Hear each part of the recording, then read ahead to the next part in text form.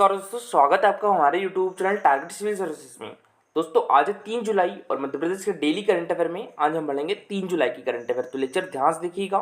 और देखिए, सबसे पहले हम डेज की बात करें तो 1 जुलाई को मनाया जाता है राष्ट्रीय चिकित्सक दिवस, ठीक है। और सीए दिवस यानी चार्टर्ड अकाउंटेंट डे भी 1 जुलाई को मनाया जाता है।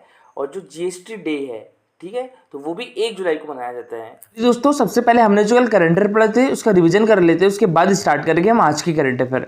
तो कल के करंट अफेयर में पहला क्वेश्चन था हमारा, इंटीग्रेटेड हेल्थ इंफॉर्मेशन प्लेटफॉर्म के पहले ही चरण में पूर्णतः पेपरलेस बनने वाला देश का पहला राज्य कौन सा बन गया है दोस्तों? तो ये हमारा मध्य प्रदेश। तो इसका आंसर क्या होगा? Option number B, Madhya Pradesh. Question दोस्तों हमारा, पीएम स्वनिधि योजना में देश में किस नगर निगम ने पहला स्थान प्राप्त किया दोस्तों? तो ये ग्वालियर ने। तो इसका आंसर क्या होगा? ऑप्शन नंबर डी, ठीक है, ग्वालियर। और दोस्तों बात करें यहाँ पर पीएम स्वनिधि योजना की, तो इसकी शुरुआत कब की गई थी दोस्तों? 1 जून 2020 में की गई थी, ठीक है। पीएम स्वनिधि योजना की शुरुआत कब की गई थी? 1 जून 2020 में की गई थी। इस योजना के तहत जो रेहड़ी पटरी वाले, जैसे कि जो रोड के साइड में दुकान लगाते हैं, उनको 10,000 रुपए का लोन दिया जाता था, ठीक है। कितने हजार रुपए का? 10,000 रुपए का लोन दिया जाता था। और अगर ये लोन वो 1 साल के अंदर वापस लौटा देते हैं, अगर फिर उसके बाद वो सेकेंड टाइम लोन लेने जाते हैं, तो उनको 20,000 रुपए का लोन मिल सकता है, ठीक है। और ये 20,000 का लोन भी अगर 1 साल के अंदर लौटा दिया जाता है इनके द्वारा, तो इनको 50,000 रुपए का लोन मिल सकता है। तो देखिए दोस्तों, बात करें हम यहाँ पर स्वनिधि योजना की, तो इसकी शुरुआत 1 जून 2020 को की गई थी। किसके द्वारा? हमारे देश के प्रधानमंत्री नरेंद्र मोदी ने की थी। और इसके लाभार्थी कौन है? रेहड़ी पटरी वाले हैं। और इसका उद्देश्य क्या है दोस्तों? लोन प्रदान करना। क्वेश्चन दोस्तों हमारा, हाल ही में मध्य प्रदेश की सबसे युवा सरपंच कौन बनी है? तो ये बनी है लक्षिका डागर। तो इसका आंसर क्या होगा दोस्तों? ऑप्शन नंबर सी, ठीक है। लक्षिका डागर दोस्तों उज्जैन डिस्ट्रिक्ट से है और ये अभी हमारे मध्य प्रदेश की सबसे युवा सरपंच बनी है। इनकी उम्र कितनी है दोस्तों? 21 वर्ष है मात्र। और दोस्तों ये है लक्षिका डांगर। दोस्तों बात करें हम यहाँ पर पंचायती राज की, ठीक है। तो भारतीय संविधान के अनुच्छेद 40 में, ठीक है, याद रखिएगा, आर्टिकल 40 में पंचायतों के गठन का प्रावधान किया गया है। और दोस्तों हमारे देश में त्रिस्तरीय पंचायती राज के गठन का सुझाव किस समिति के द्वारा दिया गया था? तो ये बलवंत राय मेहता समिति के द्वारा दिया गया था। कब दिया गया था दोस्तों? ये 1956 में दिया गया था। दोस्तों राजस्थान पहला राज्य है जिसने पंचायती राज की शुरुआत की थी। कब की थी दोस्तों?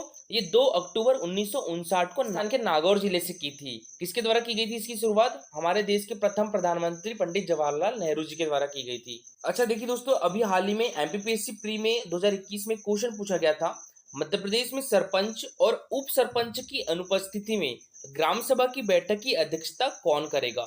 खंड विकास अधिकारी, ग्राम पंचायत का सचिव, इस प्रयोजन हेतु ग्राम सभा की बैठक में उपस्थित सदस्यों द्वारा निर्वाचित संबंधित ग्राम पंचायत का सबसे बुजुर्ग व्यक्ति, या इस प्रयोजन हेतु ग्राम सभा की बैठक में उपस्थित सदस्यों द्वारा निर्वाचित संबंधित ग्राम पंचायत का पंच। तो दोस्तों इसका आंसर था ऑप्शन नंबर डी। दोस्तों हमारा, हाल ही में किस राज्य सरकार ने राष्ट्रीय सांख्यिकी आयोग की तर्ज पर राज्य सांख्यिकी आयोग के गठन का निर्णय लिया है दोस्तों? तो ये हमारी मध्य प्रदेश गवर्नमेंट ने। तो इसका आंसर क्या जाएगा? ऑप्शन नंबर ए, ठीक है, मध्य प्रदेश। और दोस्तों हमारे देश में राष्ट्रीय सांख्यिकी दिवस कब मनाया जाता है? तो ये 29 जून को मनाया जाता है, ठीक है। और दोस्तों बात करें यहाँ पर राष्ट्रीय सांख्यिकी आयोग की, तो इसकी स्थापना कब की गई थी दोस्तों? ये जून 2005 में की गई थी। और देखिए दोस्तों, जनवरी 2000 में उस टाइम की जो अटल बिहारी वाजपेयी की गवर्नमेंट थी, उन्होंने डॉक्टर सी रंगराजन की अध्यक्षता में एक समिति का गठन किया था, जिसका उद्देश्य दोस्तों देश की समस्त सांख्यिकी प्रणाली तथा सरकार के सांख्यिकी आंकड़ों की समीक्षा करना था। और अगस्त 2000 में डॉक्टर सी रंगराजन द्वारा प्रस्तुत रिपोर्ट में सांख्यिकी के लिए एक राष्ट्रीय आयोग के गठन की बात की गई थी। फिर उसके बाद दोस्तों 1 जून 2005 को राष्ट्रीय सांख्यिकी आयोग का गठन किया गया। दोस्तों हमारा, मध्य प्रदेश के किस जिले में नेशनल फॉरेंसिक साइंस यूनिवर्सिटी खुलेगी? तो ये हमारे मध्य प्रदेश की राजधानी भोपाल में। तो इसका आंसर हो जाएगा दोस्तों ऑप्शन नंबर बी। चलिए दोस्तों अब स्टार्ट करते हैं आज की करंट अफेयर। तो आज की करंट अफेयर में पहला क्वेश्चन है हमारा, हाल ही में किस विद्युत वितरण कंपनी की दूसरी टेस्टिंग लैब को national accreditation board of testing and calibration laboratories यानी NABL ने मान्यता प्रदान की है दोस्तों? तो ये पश्चिम क्षेत्र विद्युत वितरण कंपनी को। तो इसका आंसर क्या जाएगा? ऑप्शन नंबर सी, ठीक है, पश्चिम क्षेत्र विद्युत वितरण कंपनी। और दोस्तों पश्चिम क्षेत्र विद्युत वितरण कंपनी का मुख्यालय कहाँ पर है?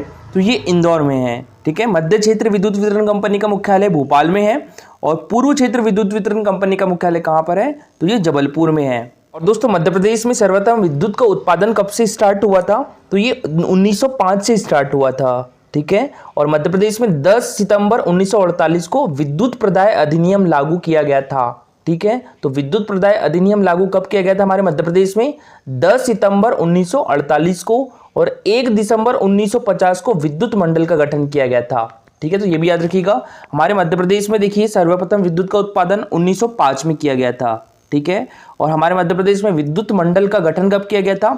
ये 1 दिसंबर 1950 को किया गया था। ठीक है, और मध्य प्रदेश विद्युत मंडल का मुख्यालय कहां पर है दोस्तों? ये जबलपुर डिस्ट्रिक्ट में है। और दोस्तों मध्य प्रदेश ग्रामीण विद्युतीकरण निगम की स्थापना कब की गई थी? तो ये 1960 में की गई थी। प्रदेश ग्रामीण विद्युतीकरण निगम की स्थापना कब की गई थी? 1960 में की गई थी। और इसका मुख्यालय कहां पर है? तो ये भोपाल में है। ठीक है, और देखिए दोस्तों, जो मध्य प्रदेश का पहला तापीय विद्युत केंद्र है वो कौन सा है? चांदनी ताप विद्युत केंद्र है। ठीक है, जो चांदनी ताप विद्युत केंद्र है ये मध्य प्रदेश का पहला तापीय विद्युत केंद्र है। इसकी स्थापना कब की गई थी? तो ये 1953 में की गई थी। और ये कहां पर है दोस्तों? ये है नेपानगर। और नेपानगर कहां पर है? बुरहानपुर डिस्ट्रिक्ट में है। दोस्तों अभी हाल ही में मध्य प्रदेश पश्चिम क्षेत्र विद्युत वितरण कंपनी की दूसरी टेस्टिंग लैब को national accreditation board for testing and calibration laboratories ने मान्यता प्रदान कर दी है। और मध्य प्रदेश पश्चिम क्षेत्र विद्युत वितरण कंपनी की उज्जैन स्थित रीजनल मीटर टेस्टिंग की अत्याधुनिक लैब को NABL का सर्टिफिकेट मिला है। मध्य प्रदेश पश्चिम क्षेत्र विद्युत वितरण कंपनी इंदौर के प्रबंध निदेशक कौन है दोस्तों? यह है अमित तोमर। तो इनके द्वारा बताया गया है कि इससे पहले इंदौर पोलो ग्राउंड स्थित ट्रांसफार्मर केबल कंडक्टर की टेस्टिंग करने वाली लैब को भी पिछले वर्ष NABL का सर्टिफिकेट मिला था। और इंदौर और उज्जैन की दोनों लैब में बिजली के महत्वपूर्ण उपकरणों की अत्याधुनिक तरीके से टेस्टिंग हो रही है। और दोनों ही लैबों को आत्मनिर्भर भारत अभियान में निर्मित किया गया है। दोस्तों यहाँ बात करें हम NABL की, यानी national accreditation board for testing and calibration laboratories भारतीय गुणवत्ता परिषद का एक संगठक बोर्ड है जो उद्योग और आंतरिक व्यापार संवर्धन विभाग, वाणिज्य और उद्योग मंत्रालय, भारत सरकार के तहत स्थापित एक स्वायत्त निकाय है। NABL देश की परीक्षण प्रयोगशालाओं को राष्ट्रीय स्तर की मान्यता देने वाली एकमात्र संस्था भी है। नेक्स्ट क्वेश्चन दोस्तों हमारा, मध्य प्रदेश में सिंगल यूज प्लास्टिक कब से प्रतिबंधित कर दिए गए हैं? तो ये 1 जुलाई से। तो इसका आंसर क्या जाएगा? Option number A. ठीक है, 1 जुलाई से दोस्तों हमारे मध्य प्रदेश में सिंगल यूज प्लास्टिक प्रतिबंधित कर दिए गए हैं। दोस्तों मध्य प्रदेश में 1 जुलाई से चिन्हित सिंगल यूज प्लास्टिक और प्लास्टिक एवं थर्माकोल से निर्मित चिन्हित वस्तुओं का उत्पादन, भंडारण, परिवहन, क्रय विक्रय प्रतिबंधित कर दिया गया है। और नगरीय विकास एवं आवास विभाग ने प्लास्टिक अपशिष्ट प्रबंधन नियम 2016 को प्रदेश में कड़ाई से लागू किए जाने के संबंध में इन वस्तुओं के निर्माता, स्टॉकिस्ट, रिटेलर और विक्रेताओं पर छापामारी कार्रवाई करने के निर्देश सभी निगम आयुक्त एवं मुख्य नगरपालिका अधिकारियों को जारी किए हैं। जारी निर्देश के अनुसार single use plastic, plastic stick वाले ईयरबड, बैलून में उपयोग होने वाली प्लास्टिक स्टिक, प्लास्टिक के झंडे, कैंडी स्टिक, आइसक्रीम स्टिक, सजावट में उपयोग होने वाला थर्माकोल, प्लास्टिक की प्लेट्स, कप, गिलास, फोर्क, चम्मच, स्ट्रॉ, ट्रे, मिठाई के डब्बे, निमंत्रण पत्र, सिगरेट पैकेट को कवर करने वाली पैकिंग, प्लास्टिक स्टिकर्स एवं 100 माइक्रोन से कम मोटाई वाले प्लास्टिक एवं PVC के बैनर प्रतिबंधित कर दिए गए हैं। और दोस्तों ये क्वेश्चन SSC स्टेनो 2020 में पूछा गया था।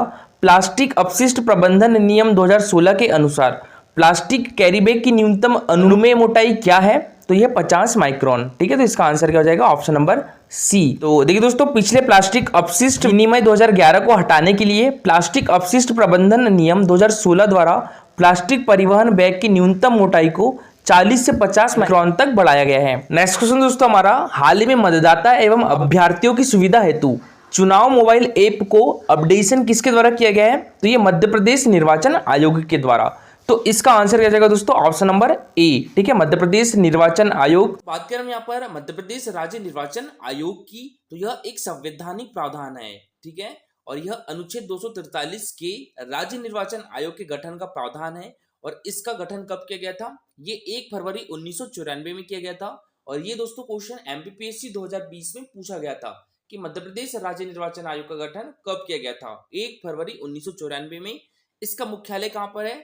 तो भोपाल में है। दोस्तों हमारे मध्य प्रदेश के प्रथम मुख्य चुनाव आयुक्त कौन थे? श्री NB लोहानी जी थे। और वर्तमान में मुख्य चुनाव आयुक्त कौन है? तो ये है श्री बसंत प्रताप सिंह है। इनकी नियुक्ति किसके द्वारा की जाती है दोस्तों? ये राज्यपाल के द्वारा की जाती है। और ये अभी हाल ही में दोस्तों एमपीपीएससी 2021 का जो प्री का एग्जाम हुआ था उसमें क्वेश्चन पूछा गया था, राज्य निर्वाचन आयोग के मुख्य चुनाव आयुक्त की नियुक्ति किसके द्वारा की जाती है? तो ये राज्यपाल के द्वारा की जाती है। ठीक है दोस्तों, और इनका कार्यकाल जो है वो 5 वर्ष या 65 वर्ष जो भी पहले हो जाए, और यह एक संवैधानिक प्रावधान है। और इनको हटाने की जो प्रक्रिया है वो राष्ट्रपति के द्वारा संसद में महाभियोग प्रस्ताव पास होने के बाद है। राज्य निर्वाचन आयोग का गठन सर्वे तथा 74वें संविधान संशोधन अधिनियम 1992 के तहत किया गया। तो देखिए दोस्तों 29 जून 2022 को मध्य प्रदेश नगरीय निकाय एवं त्रिस्तरीय पंचायतों के आम निर्वाचन वर्ष 2022 के लिए मतदाता एवं अभ्यर्थियों की सुविधा हेतु चुनाव मोबाइल ऐप का अपडेशन किया गया है, और इस ऐप के माध्यम से चुनावी संबंधी जानकारी प्राप्त की जा सकती है।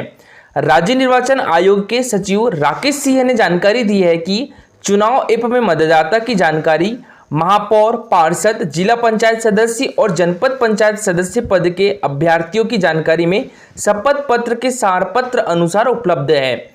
इस ऐप में महापौर, पार्षद, जिला पंचायत सदस्य और जनपद पंचायत सदस्य के निर्वाचन परिणाम भी मिलेंगे। नेक्स्ट क्वेश्चन दोस्तों हमारा 28 जुलाई से बर्मिंघम में होने वाले कॉमनवेल्थ गेम्स में किस जिले के तैराक अद्वैत पागे भारत का प्रतिनिधित्व करेंगे दोस्तों? तो अद्वैत पागे का संबंध किस डिस्ट्रिक्ट से है? इंदौर डिस्ट्रिक्ट से है। तो इसका आंसर हो जाएगा ऑप्शन नंबर ए। ठीक है, इंदौर। और अद्वैत पागे का संबंध किस खेल से है दोस्तों? तो ये तैराक से है, ये भी याद रखिएगा, मोस्ट इंपॉर्टेंट है। और दोस्तों बात करें हम यहाँ पर अद्वैत पागे की, तो अद्वैत पागे को एकलव्य पुरस्कार से कब सम्मानित किया गया था? 2018 में सम्मानित किया गया था। ठीक है, तो ये भी याद रखिएगा। और जो एकलव्य पुरस्कार है दोस्तों, इसकी शुरुआत 1994 से हुई थी, और इसमें पुरस्कार राशि कितनी दी जाती है? तो ये 1 लाख रुपए दी जाती है। ठीक है, पहले 50,000 रुपए थी, अब इसको बढ़ाकर 1 लाख रुपए कर दिया गया है।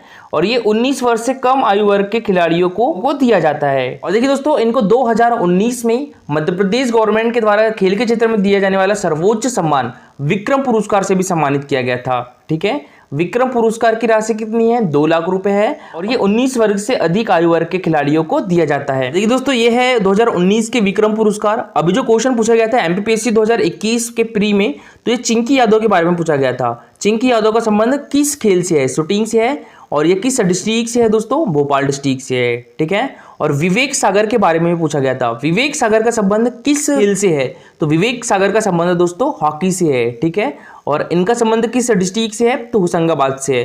तो दोस्तों ये याद रखिएगा। और प्राची यादव का भी याद रखिएगा, पैरा कैनो प्लेयर है, ग्वालियर डिस्ट्रिक्ट से है। सुनिधि चौहान का भी याद रखिएगा, शूटिंग प्लेयर है, इनका संबंध भोपाल डिस्ट्रिक्ट से है। मुस्कान किरार का संबंध किस खेल से है दोस्तों? तीरंदाजी से है। ये भी क्वेश्चन पूछा गया है एमपीपीएससी में। ठीक है, तो आप 2019 और 2020 में जितने भी विक्रम पुरस्कार और एकलव्य पुरस्कार दिए गए हैं तो उनको याद रखिएगा। देखिए दोस्तों, इंदौर के तैराक अद्वैत पागे कॉमनवेल्थ गेम्स में भारत का प्रतिनिधित्व करेंगे, और 28 जुलाई से बर्मिंघम में होने वाले टूर्नामेंट में अद्वैत 1500 मीटर फ्री स्टाइल में चुनौती पेश करेंगे। अद्वैत मध्य प्रदेश के पहले तैराक है जो कॉमनवेल्थ गेम्स में भाग लेंगे। और अद्वैत के साथ सजन प्रकाश जो कि केरल से है, श्रीहरि नटराजन कर्नाटका से है, और कुशाग्र दिल्ली भी टूर्नामेंट में भाग लेंगे। नेक्स्ट क्वेश्चन दोस्तों हमारा, हाल ही में आईआईएम इंदौर ने किस संस्थान के साथ पर्यावरण योगदान देने के लिए एक एमओयू साइन किया है दोस्तों? तो ये आईआईएफएम भोपाल के साथ। तो इसका आंसर क्या जाएगा दोस्तों? Option number B. ठीक है, आईआईएफएम भोपाल। इसकी फुल फॉर्म क्या होती है दोस्तों? Indian institute of forest management. ठीक है, इसका मुख्यालय कहां पर है? ये भोपाल में है। इसकी स्थापना कब की गई थी दोस्तों? तो ये 1982 में की गई थी। और दोस्तों बात करें हम यहाँ पर आईआईएम इंदौर की, तो इसकी स्थापना कब की गई थी? ये 1996 में की गई थी। और इसके भी डायरेक्टर कौन है दोस्तों? प्रोफेसर हिमांशु राय है। ठीक है, और आईआईएम इंदौर की फुल फॉर्म क्या है? Indian institute of management. देखिए दोस्तों, इंदौर एकमात्र ऐसा शहर है जहां पर आईआईटी और आईआईएम दोनों इंस्टीट्यूट है, तो ये भी याद रखिएगा। तो देखिए, आईआईएम इंदौर राष्ट्र निर्माण में योगदान देने, पर्यावरण और प्रकृति संरक्षण और स्थिरता को प्रोत्साहित करने के लिए तत्पर रहता है। इसके अनुरूप संस्थान ने भारतीय वन प्रबंधन संस्थान भोपाल यानी आईआईएफएम के साथ एमओयू साइन किया है, और समझौता ज्ञापन पर 29 जून 2022 को आईआईएम इंदौर के निदेशक प्रोफेसर हिमांशु राय और आईआईएफएम भोपाल के निदेशक सुभाष चंद्रा ने हस्ताक्षर किए हैं। इसका उद्देश्य प्रासंगिक मुद्दों पर पेशेवर शोधकर्ताओं और अकादमिक बातचीत को प्रोत्साहित करना है, और एमओयू 5 साल के लिए वैध होगा। प्रोफेसर हिमांशु राय ने कहा है कि आईआईएम इंदौर परिसर और आसपास के क्षेत्रों के हरितीकरण स्थिरता को प्रोत्साहित करने और ऊर्जा खपत को कम करने के लिए यह कदम उठाया गया है। दोस्तों कल का हमारा क्वेश्चन था राज्य लोक सेवा आयोग के अध्यक्ष एवं सदस्यों की नियुक्ति किसके द्वारा की जाती है, तो ये राज्यपाल के द्वारा की जाती है। तो इसका आंसर क्या जाएगा, ऑप्शन नंबर ए, ठीक है, राज्यपाल। और दोस्तों बात करें यहाँ पर मध्य प्रदेश लोक सेवा आयोग की, तो इसकी स्थापना कब की गई थी, ये 1 नवंबर 1956 को की गई थी, ठीक है। और इसका आधार दोस्तों संविधान का अनुच्छेद 315 के भाग 14 तथा राज्य पुनर्गठन आयोग अधिनियम 1956 की धारा 118 के 3 में है, ठीक है। और इसकी प्रकृति कैसी है दोस्तों, यह एक संवैधानिक निकाय है। इसका मुख्यालय इंदौर में है और इसके प्रथम अध्यक्ष कौन थे, डीबी रेगे थे। और वर्तमान में इसके अध्यक्ष कौन है दोस्तों, तो वो है डॉक्टर राजेश लाल मेहरा। इसकी प्रथम परीक्षा कब हुई थी दोस्तों, 1958 में हुई थी। और अब तक कोई भी महिला अध्यक्ष नहीं रही है। और इसमें सदस्य कितने होने चाहिए दोस्तों, तो ये अध्यक्ष को मिलाकर 5। अभी एमपीपीएससी में क्वेश्चन पूछा भी गया था दोस्तों, मध्य प्रदेश लोक सेवा आयोग में अधिकतम सदस्यों की संख्या कितनी होती है, 5 होती है, ठीक है। अध्यक्ष के बिना 4 होती है और अध्यक्ष को मिलाकर कितनी होती है, तो 5 होती है। और दोस्तों आज के लिए आपका क्वेश्चन है, ये भी एमपीपीएससी 2021 में पूछा गया था, मध्य प्रदेश का वह जिला जिसमें लिंग अनुपात सबसे कम है, बालाघाट, डिंडोरी, भिंड या छिंदवाड़ा। तो इसका आंसर पूरा डिटेल में दीजिएगा। तो आज से हम मध्य प्रदेश जीके के कंटिन्यू क्वेश्चन जो टेलीग्राम पर होते हैं 20 क्वेश्चन के, उनको कंटिन्यू करेंगे। तो भी टेलीग्राम चैनल ज्वाइन कर सकते हो। और डेली 7 बजे होगा दोस्तों ये टेस्ट, ठीक है, 20 क्वेश्चन का होगा। तो आप भी पार्टिसिपेट करिएगा ज्यादा से ज्यादा लोग। और तो टेलीग्राम चैनल की लिंक आपको हमारे वीडियो के डिस्क्रिप्शन बॉक्स में मिल जाएगी। दोस्तों आज के लिए इतना ही। Thank you for watching this video.